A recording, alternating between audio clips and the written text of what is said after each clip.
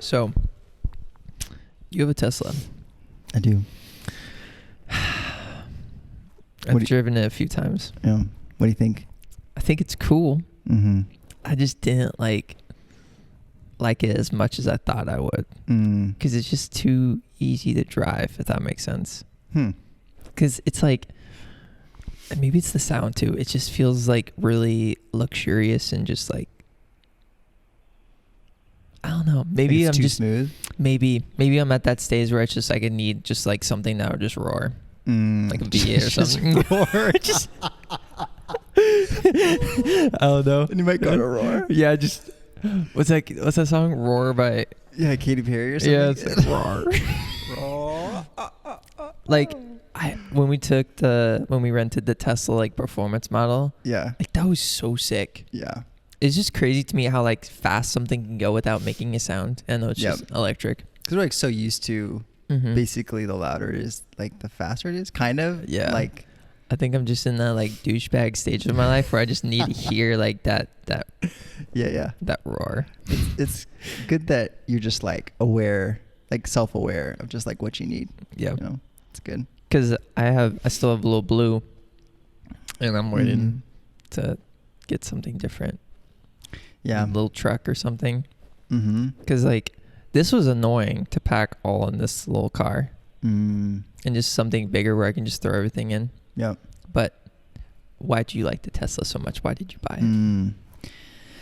Well, I mean, I think there was a couple different factors.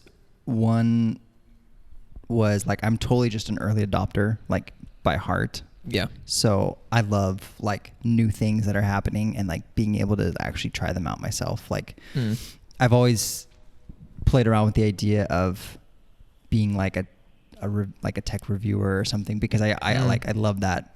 I do it without like producing any content on it. Like I love doing it, and I give like people will ask me like, oh, you have this now, like what do you think? And then I'll give them like, I try to give like lots of good details and whatever. Yep.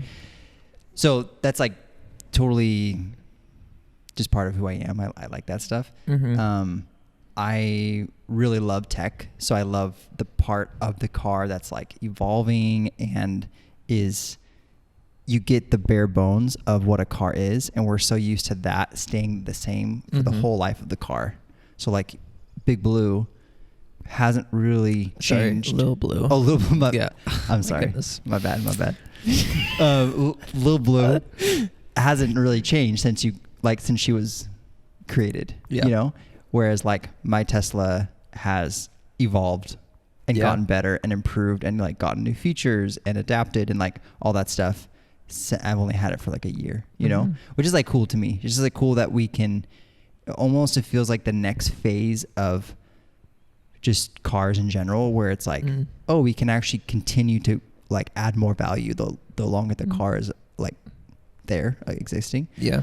And then they don't really depreciate very quickly. They don't. Like so full price for mine was like 40,000.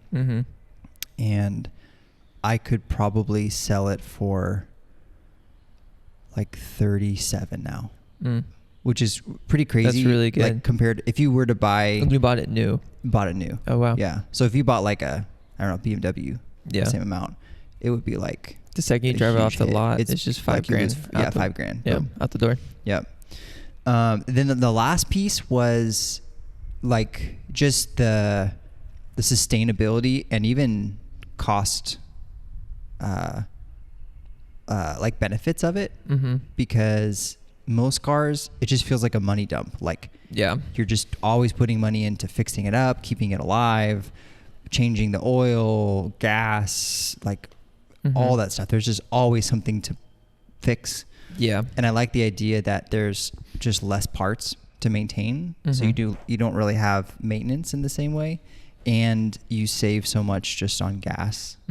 Isn't insurance cheaper too? It can be, yeah, because it has a lot of safety features, like avoids accidents and stuff. So and in California and New York, it's a tax write-off for like something. Yeah, we got like $6,000 back. Wow. Through incentives. So that's solid. Yeah, it's I think if you're going to get an electric car right now, it's hard to not get a Tesla. And this is actually the last reason and the most important, last one, I promise, is the supercharging network. So we've done multiple trips from like California to Portland, which is like 1,000 miles. And we can do that trip. It takes a couple extra hours because you have to charge and whatever. But if you did that on most other electric cars, if not all other electric cars, that would be like days because the charging would be so slow and so sparse. Whereas Tesla has invested they knew that would be the biggest thing. And so they invested a ton on creating a really fast, and like their chargers are everywhere. And so it makes it so you can use it as a normal car. It's too convenient. Yeah. Like most of the electric cars, people will get them and then they'll get another car just because they know that their electric car can't do all that a car should do. Yeah. Which is like, it's silly to me. Yeah. It's silly to me. The long distance. Yeah. I love it, but not for everyone. Not for everyone. I think I'll eventually like want one. Just like not. I think the main thing that's holding me back. Well, obviously I can't afford one. But like if I had the money, I don't think I'd buy one. Like I think I'd buy something different, just because it just wouldn't fit the needs that I'm looking for in a car. Like I love the fact that I don't have to pay for gas. No oil changes. Doesn't have an engine. Wow. So nothing like timing belt, oil changes. Wow. Spark plugs, like none of that stuff. True. Dang. What about a Cybertruck though? Because I know you're looking at a truck. Well, yeah, it's just because it doesn't feel like I could take a Tesla off-roading, but the Cybertruck would be really cool. I just don't know if I like the design completely. It looks a little too what's it called when a company makes like a show car? Oh yeah. I know what you're talking about. Yeah, it's like their one little mock-up that they have. Yeah. It kind of looks like that, where it doesn't look like actually road ready. Yeah. It just looks too futuristic for right now. Yeah. I love how it looks. It'd be really. It's so eye-catching, and I don't think I'd want to be riding down the road and everyone take a picture of it. Yeah. It'd be nice to be like, I don't know, like year 2 or 3 of having one where it's like people are kind of used to it, you know? Yeah, they're used to like someone riding it down the road. Yeah, for sure. Yeah. Maybe one day. We'll see.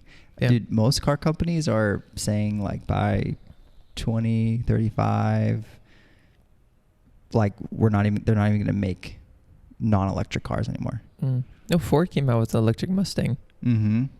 It's crazy. I feel like in 10 to 20 years, it will get to a point where it'll tip over, where it'll start to become strange if you're buying a gas car. You know? It'll be a weird. I feel like it's also going to be like people will judge you off of it, like especially environmentalists. Well, I don't know if that's even the right term. Oh, you still have a gas car. Yeah, you have a gas car. That's okay. If I can take it a little deep, deviation here. So this is a really because I think it's really important that we care about the environment. There's a lot of ways to do that. There's a lot of different opinions on that. I don't want to be like political on the podcast. But I think a big part of that project, I'll say, is we need to make it like economical. So for example, like buying a Tesla, that's not accessible to everyone. Yeah. So maybe let's say you want to have an electric car, partially for the environment. You want to reduce your carbon footprint, all this stuff. But at the same time, it's like, why are you gonna? It's like there's less people than more people who can pay $40,000 for a car. Like that's not scalable to all of like a profitable country. Yeah. Like America, nonetheless, like the world, you know? So I think once it becomes like it gets to that scale where it is accessible, we'll have to be careful not to become like stingy and stuff. Yeah. And like judgmental for like people still have a choice. And the point isn't to eradicate gas usage. It's just like maybe we shouldn't be using it as much as we do, you know? Yeah. True. And it would just, I don't know. I feel like if Tesla came out with a truck or Ford or Chevy or something that like killed it, and a bunch of people in Texas in the South, like, because I feel like those are the people that are just going to be like, oh, electric, no. Mm-hmm. But if you make a product so good, and it looks like a normal truck, but is better in feature, has more torque, has more miles, and just because a lot of people, especially down here, like own farms or are ranchers or something, and they buy the truck for a tax write-off. Yeah, because they can use it as a work vehicle. Yeah. So if Tesla makes that and makes it kind of look like a modern day truck, not super like spaceshipy, like I think that could work. Reach a bigger audience. Yeah. Probably. Yeah. Because trucks I feel like they kick up the most. Yeah, they're like one of the least efficient. Actually, more commercial, like transportation, like semi trucks. Yeah, those are the ones that are the worst for like the environment. Dude, I saw a TikTok and this guy was filling up his tank. It was like $600 worth of gas for a truck. Yeah, I was like, holy crazy. Crap! And it probably doesn't last much longer than like Little Blue. Then I was like, how on earth do I not pay for shipping when I do Amazon Prime and just pay like $100 every year? It's kind of nuts in my mind. So like, wow. It's pretty crazy. Yeah, I don't really understand like how it all works, but it's nuts to me. Yeah. I think they lost money long enough. Like they were willing to lose money long enough where now it's become so essential to everyone that they can afford. Yeah. Like now they have enough people paying them. Yeah, because you have to buy the truck, you have to pay the driver, you have to pay all the people that loaded it, the boxes, the shipping, all the materials, the insurance, the tires. It's crazy. It's nuts. It's crazy. And they're the most profitable business in the world right now. Yeah. Nuts. All right. You want to wrap Take up a little part break? One? Yeah. Part 1 done. Get ready for part 2. Get ready for part 2. I'm going to get a hoodie on. It's a little cold. Yeah.